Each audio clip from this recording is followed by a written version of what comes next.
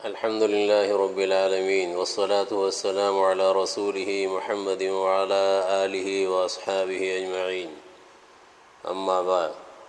بزرگان محترم اور قابل احترام مائیں اور بہنیں، اللہ عز و جل نے انسان کو اس دنیا میں مسافر بنایا ہے۔ حضرت امام شافعی رحمۃ اللہ علیہ جلیل القدر عالم ہیں، جلیل القدر امام ہیں، اور دنیا میں ایک بہت بڑا طبقہ اہل اسلام کا ان کے فقہ کا پیروکار ہے۔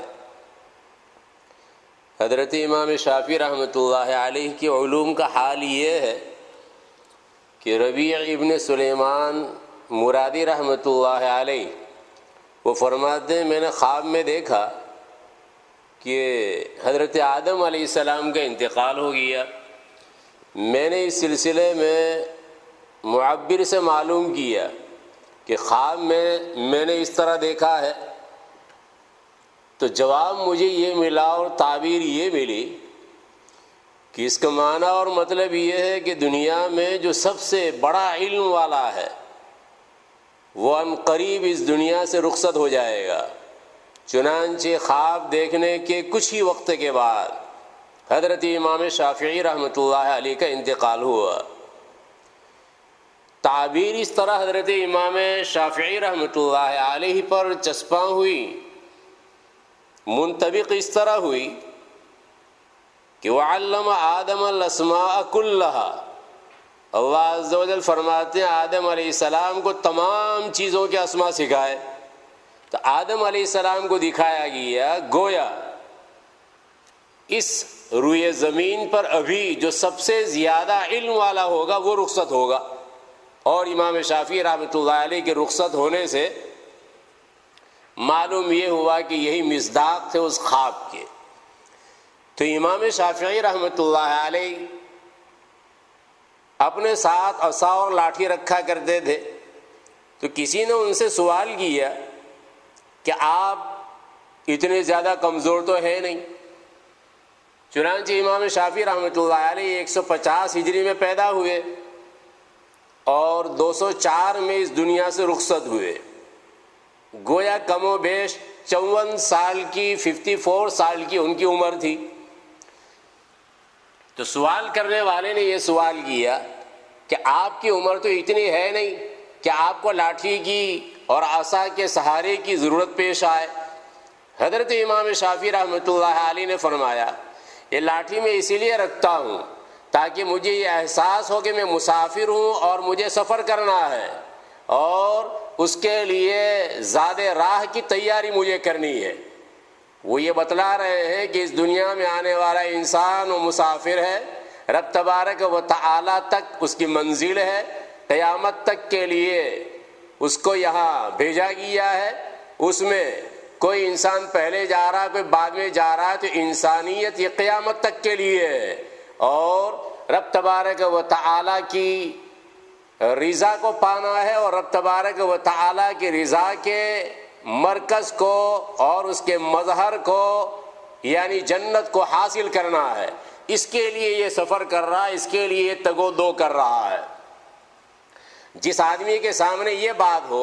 کہ مجھے دنیا میں چند روزہ زندگی گزارنا ہے اور اس کے بعد رب تبارک و تعالیٰ کے سامنے حاضر ہونا ہے، تو ہر وقت وہ اس احساس کو اور ہر وقت اس خیال کو اپنے دل و دماغ میں جمائے گا، تو اس کے اعمال پر لامحالہ اس کا اثر پڑے گا۔ وہ یہ خیال کرے گا کہ جو کام میں کرنے جا رہا ہوں یہ کام ایسا ہے کہ جو رب تبارک و تعالیٰ کو راضی کرنے والا، رب تبارک و تعالیٰ کو خوش کرنے والا، یا رب تبارک و تعالیٰ کو ناراض کرنے والا۔ تو ہر قدم وہ پھونک پھونک کر مارے گا۔ اولیاء اللہ کے باب میں سب سے بڑا امتیاز یہی ہے کہ ان کے سامنے استحضار ہوتا ہے آخرت کا، ان کے سامنے استحضار ہوتا ہے موت کا، اور وہ تو دعائیں مانگتے رہتے ہیں، اللہم بارک لی فی الموت وفی ما بعد الموت، یا اللہ موت میں اور ما بعد الموت کے احوال میں برکت عطا فرما۔ تو جو آدمی موت کو مانگتا رہتا ہو، موت میں برکت کو مانگتا رہتا ہو، موت کی تمنا نہیں کسی دنیاوی مصیبت کی وجہ سے، جب موت آئے تب، لیکن برکت والی موت، اور وہ تیار بیٹھا ہوا ہوتا ہے اللہ کا بندہ۔ ایسے سمجھو کہ کسی بادشاہ نے پیغام بھیجا ہے، کسی بادشاہ نے پیغام بھیجا ہے اور یہ کہا کہ ہم تمہیں بلائیں گے، کسی آدمی کو ایسا کہا کہ ہم تمہیں بلائیں گے، اور ٹائم بھی فکس نہیں کیا ہے، تو ایسی صورت میں یہ آدمی اپنا پورا دن وہ اہتمام میں صرف کرتا ہے کہ مجھے تیار ہونا ہے، مجھے تیار ہونا ہے، تیار رہنا ہے، اس لیے کہ بادشاہ کے پاس مجھے پہنچنا ہے۔ ٹھیک اسی طریقے سے رب تبارک و تعالی نے بھی انسان کو دنیا میں بھیجا، اور جو اولیاء اللہ ہوتے ہیں، جو خواص ہوتے ہیں، ان کے سامنے یہی بات کہ رب تبارک و تعالی کا پیغام ہو سکتا ہے پیغام اجل ابھی آ جائے، ہو سکتا ہے ابھی آ جائے، ہو سکتا ہے ابھی، تو وہ چوکس بیٹھا ہوا ہوتا ہے، اللہ کا بندہ وہ چوکس بیٹھا ہوا ہوتا ہے، اور وہ زندگی اس اہتمام کے ساتھ گزارتا ہے کہ رب تبارک و تعالی کے سامنے جواب دہی میں کوئی مشکل پیش نہ آئے۔ رب تبارک و تعالی کے ان بندوں کا حال یہ ہوتا ہے کہ جو حقوق اللہ سے متعلق اور جو حقوق العباد سے متعلق امور ہے ان کو انجام دے کر اپنا معاملہ صاف کر لیتے ہیں۔ ہمیں بھی اس کی کوشش کرنی چاہیے کہ ہم اپنے معاملات کو بندوں کے ساتھ بھی اور اللہ تبارک و تعالیٰ کے ساتھ بھی صحیح طور پر قائم رکھیں، اور رب تبارک و تعالیٰ کے سامنے جب حاضر ہو تو اس طریقے پر کہ ہمارا پورا معاملہ صاف شفاف ہو، رب تبارک و تعالیٰ کے سامنے ہمیں کوئی مشکل پیش نہ آئے۔ بعض مرتبہ انسان یہ خیال کرتا ہے کہ میرے تو اتنے سال کی نمازیں باقی ہے، اتنے سال کے روزے باقی ہے، یہ باقی ہے، وہ باقی ہے، اس کا ادا کرنا یہ کیسے ہو سکتا ہے؟ ایک طرف توبہ کی تلقین کی جا رہی ہے اور دوسری طرف یہ کہا جا رہا ہے کہ تمہیں توبہ میں یہ لازم اور ضروری ہے کہ جو حق اللہ ہو، جو حق العبد ہو، اس کو ادا کرو۔ اب یہ 15 سال کی نمازیں، 20 سال کی نمازیں، 25 سال کی نمازیں، تو ان کو آدمی ادا کرے تو کس طرح ادا کرے؟ لیکن بہت آسان جواب ہے، اور ویسے یہ ابھی آگے جو جواب دوں گا وہ تو بعد کے نمبر کی بات ہے۔ ریئل زندگی میں، ریئل لائف میں یہ ذکر کر رہا ہوں کہ خود کلپٹن میں اور کلپٹن سے باہر چند مرتبہ میں نے اس کی طرف لوگوں کو متوجہ کیا۔ اس کا اثر یہ ہے 10 سال کی جن کی نمازیں باقی تھی وہ آج فارغ ہو چکے ہیں اپنی قضا نمازوں سے، 20 سال کی اور 25 سال، آخری جو ہے وہ 25 سال، تو 25 سال کی نمازیں باقی تھیں، ان کے لیے ذکر یہ کیا گیا تھا کہ جو سنت مؤکدہ ہے، سنت مؤکدہ کو بھی چھوڑا جا سکتا ہے، اور سنت مؤکدہ چھوڑ کر تم ادا کر سکتے ہو، جو تمہاری فرض نمازیں ہیں ان کی قضا تم کر سکتے ہو۔ لیکن یہ 25 سال والے کی میں بات کر رہا ہوں کہ سنت مؤکدہ بھی نہیں چھوڑی، سنت مؤکدہ بھی نہیں چھوڑی، اور 25 سال کی نمازیں چند سالوں میں انہوں نے پوری کر لی ہے۔ سب سے پہلے جس وقت میں نے کہا تھا اس وقت سے انہوں نے ادا کرنا شروع کیا تھا، اور کئی سالوں پہلے جو فارغ ہو چکے ہیں، کئی سالوں پہلے وہ قضا نماز ادا کر کے فارغ ہو چکے ہیں۔ اللہ کے بندے، اللہ تبارک و تعالیٰ ان کی زندگی میں برکت عطا فرمائے، اور اللہ تبارک و تعالیٰ استقامت سے انہیں مالا مال فرمائے، اسی طریقے سے ہم لوگوں کو بھی استقامت سے مالا مال فرمائے۔ تو میں یہ کہہ رہا ہوں کہ ادا کرنا کوئی مشکل نہیں ہے، اور بینکرپٹ جو آدمی ہو جاتا ہے خصوصاً اس ملک میں، تو ان کے لیے مسئلہ تو بہت واضح ہے، مسئلہ بہت صاف ہے حکومت کی طرف سے۔ یہ جو بینکرپٹ تو ہو گیا، اب قاضی کے پاس گئے، حاکم کے پاس گئے، جج کے پاس گئے، اور جج نے جو فیصلہ سنایا ہے، تو جج نے فیصلہ کیا سنایا؟ جج نے فیصلہ یہ سنا کہ اچھا اس کی انکم جو ہے وہ اتنی ہے، اور پیسہ جو اتنا باقی ہے۔ اب اس موقع پر وہ یہ کہے گا اس کی آمدنی اور اس کی انکم کے اعتبار سے کہ تمہیں مہینے میں اتنے ادا کرنے ہیں،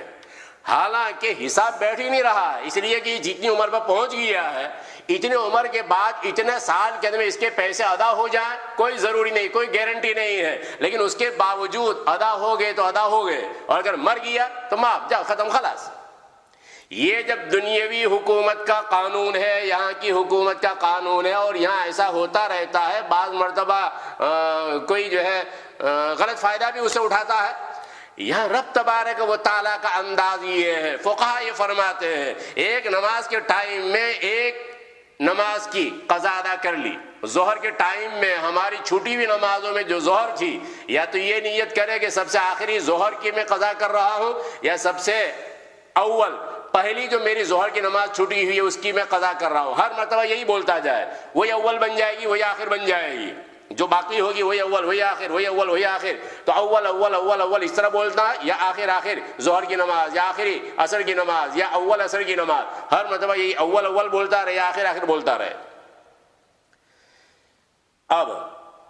دن میں 5 نمازیں اس کی قضا ہوئی. یہ تو ابھی میں بات کر رہا ہوں، وہ تو کنسیشن والی بات کر رہا ہوں، جو کمی والی تخفیف والی بات کر رہا ہوں. اور میں نے جن بندوں کا ذکر کیا ہے تو ان بندوں نے تو صرف ایک ٹائم میں ایک نہیں، جب فرصت ملی تو اس موقع پر وہ قضا نماز قضا نماز قضا نماز قضا نماز اس طرح انہوں نے پوری کی ہے. تو بہرحال میں یہ عرض کر رہا ہوں کہ اگر اس طریقے سے ایک کم از کم ایک نماز کے موقع پر ایک نماز جو پچھلی نماز ہے، چھوٹی ہوئی نماز ہے، اس کو ادا کر لیا جائے. سنت غیر مؤکدہ چاہے تو چھوڑ دے، اور اگر یہ بھی نہیں ہو سکتا سنت مؤکدہ بھی چھوڑ سکتے ہیں، اس وجہ سے کہ یہ اہم ہے، یہ فرض ہے. تو فرض کے لیے سنت کو چھوڑا جا سکتا ہے وقتی طور پر، اور یہ ادا کر لیں، رب تبارک و تعالیٰ انشاءاللہ آسان فرما دیں گے. اور اگر مان لو کہ قبل اس کے کہ ہم ادا کر سکیں اللہ تبارک و تعالیٰ کی طرف سے بلاوا آ گیا، پھر بھی رب تبارک و تعالیٰ نواز دیں گے. دنیا کا حاکم اگر نواز رہا ہے تو اللہ تبارک و تعالیٰ کیوں نہیں نوازیں گے؟ ایسے ہی اگر قرض ہے کسی کا، اس لیے کہ جیسے حق اللہ کا مسئلہ ہے، یہ نماز روزوں کا مسئلہ ہے، زکوٰۃ کا مسئلہ ہے،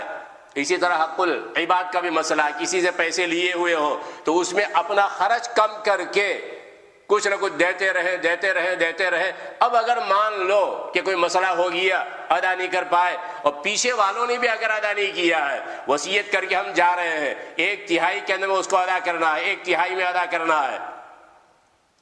1/3 میں ادا کرنے کے بعد بھی اگر کچھ بچ گیا اور ہمارے وارثین نے ادا نہیں کیا، کل قیامت کے دن رب تبارک و تعالیٰ سامنے والے کو ایک عمدہ سے عمدہ محل دے کر راضی کر لیں گے اور ہمارا معاملہ آسان ہو جائے گا. نیت تو ہماری یہ ہو کہ ہم ادا کریں، ہم ادا کرنے والے یہ نیت وہی کافی ہو جائے گی. رب تبارک و تعالیٰ عمل کی توفیق مرحمت فرمائے. آمین. وآخر دعوانا الحمد للہ رب العالمین، وصلی اللہ وسلم علی سیدنا محمد وعلی آلہ واصحابہ اجمعین.